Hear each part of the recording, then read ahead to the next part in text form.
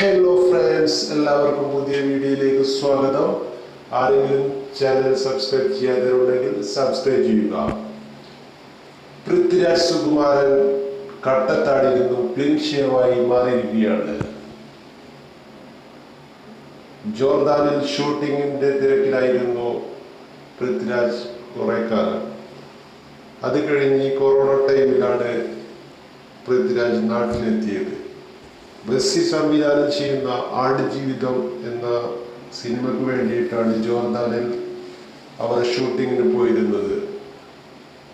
ഈ മൂവിയിൽ കട്ടത്താടിയുള്ള ലുക്കിലാണ് പൃഥ്വിരാജ് സുകുമാരൻ എത്തുന്നത്. അതിന് ഒരുപാട് കാലമായി പൃഥ്വിരാജ് ഈ താടിയിലായിരുന്നു ഇത്രയും കാലം. അതിനിടയിൽ കൊറോണ ടെസ്റ്റ് രണ്ടാമത്തെ ഫലവും വന്നു നെഗറ്റീവാണ്.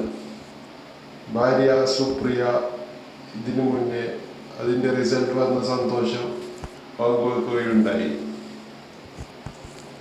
ഇപ്പോൾ സുപ്രിയയും പൃഥ്വിരാജും ഫോട്ടോ